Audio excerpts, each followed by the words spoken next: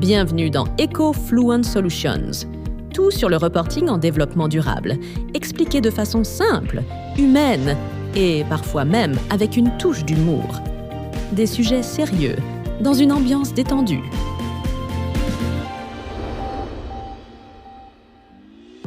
Alors, après avoir parlé de double matérialité, vous vous demandez peut-être, très bien souhait, mais une fois que j'ai identifié mes enjeux ESG, je les mets où?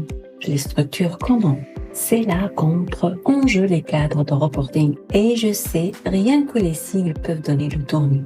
GRI, SASB, ESRS, TCFD, ISSB.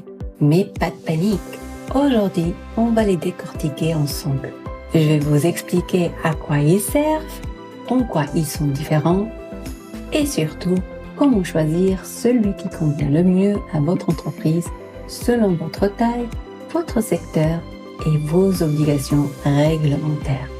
Bienvenue dans EcoFluent Solutions, le podcast qui transforme les réglementations durables en décisions stratégiques. Ici, on parle concrètement, sans jargon et toujours avec une vision tournée vers l'action.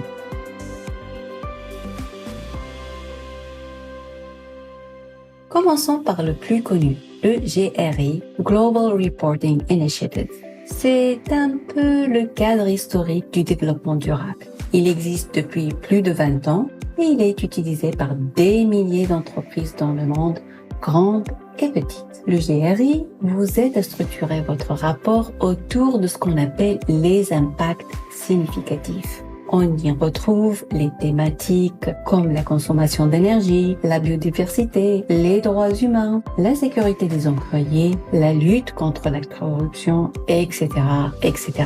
Et tout ça à travers des indicateurs que vous pouvez adapter à votre contexte. C'est un cadre très apprécié parce qu'il est flexible. Il s'adapte à tous les secteurs, à toutes les tailles d'entreprise. Et surtout, il est 100% compatible avec la logique de double matérialité, donc totalement aligné avec la CSRD. Maintenant, passons au SASB, Sustainability Accounting Standards Board. Le SASB, lui, est plus orienté vers les investisseurs. Il a été conçu pour répondre à une question précise. Quels sont les risques environnementaux, sociaux et de gouvernance qui peuvent affecter la performance financière de mon entreprise selon mon secteur? Il est donc très utile si vous êtes une PME qui veut anticiper une levée de fonds ou si vous êtes déjà coté. C'est un outil de dialogue avec vos partenaires financiers. Par contre, il est un peu plus rigide que le GRI et très centré sur la matérialité financière. Et là, vous me voyez venir, n'est-ce pas? Oui, ces deux cadres, GRI et SASB, sont complémentaires. D'ailleurs, ils sont aujourd'hui intégrés dans le processus de convergence de l'ISSE, le nouveau cadre mondial qui vise à harmoniser les standards pour les marchés financiers. Mais avant de parler d'harmonisation mondiale, restons en Europe, parce qu'ici, ce sont les ESRS qui vont faire foi.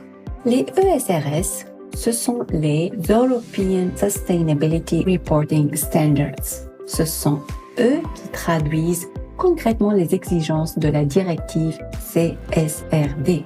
Et soyons clairs, si vous êtes concerné par la CSRD, que ce soit en 2024, 25, 26 ou après, alors ce sont ces standards-là que vous devez suivre. Ils sont beaucoup plus détaillés que les autres. On y trouve la structure classique, gouvernance, stratégie, IROs, politique, objectifs, indicateurs chiffrés, etc. Mais avec des niveaux d'exigence plus poussés, notamment sur les impacts sociaux dans la chaîne de valeur, la biodiversité, les droits des travailleurs ou encore la transition économique. Alors, vous allez me dire, mais Sohaib, est-ce que je dois tous les apprendre par cœur? Non, promis. Vous devez savoir comment les positionner les uns par rapport aux autres et surtout comment les utiliser intelligemment. Si vous êtes une PME non cotée, pas encore soumise à la CSRD, mais que vos clients vous posent des questions sur vos impacts, vous pouvez commencer par le GRI. Il est reconnu, pédagogique et vous permettra de poser de bonnes bases. Si vous êtes une entreprise cotée ou une PME très exposée à la finance, le SASB peut vous aider à structurer un discours clair pour vos investisseurs. Et si vous êtes déjà concerné par la CSRD, alors il faudra s'aligner sur les ESRS obligatoires, en commençant par les normes transversales, puis les normes thématiques, selon les résultats de votre analyse de double matérialité qu'on a vu dans un épisode précédent. Et là, la bonne nouvelle est, les différents cadres ne sont pas contradictoires. Au contraire, beaucoup d'indicateurs sont similaires ou complémentaires. Et certains outils, comme les tableaux de correspondance, Mapping Tools, vous aident à faire le lien entre un rapport GRI, un reporting SASB et les ESRS. Ces cadres ne sont pas des contraintes, ce sont simplement des langages, des moyens de structurer vos données, de raconter votre histoire, de montrer que vous êtes aligné avec les attentes sociétales, réglementaires et financières. L'important n'est pas de choisir le bon cadre une fois pour toutes, mais de trouver le bon point d'entrée pour vous aujourd'hui. Et d'évoluer au fur et à mesure que votre maturité ESG grandit. Dans le prochain épisode, on abordera une question que beaucoup d'entreprises redoutent. Mais au fait, comment je collecte toutes ces données? On parlera méthode, outils, sources et surtout comment éviter de s'y perdre. Si vous avez aimé cet épisode, n'hésitez pas à le partager et à me laisser un commentaire. Et pour aller plus loin, retrouvez toutes mes formations, accompagnement et ressources sur www.ecofluentsolutions.com. Merci de votre écoute et à très vite.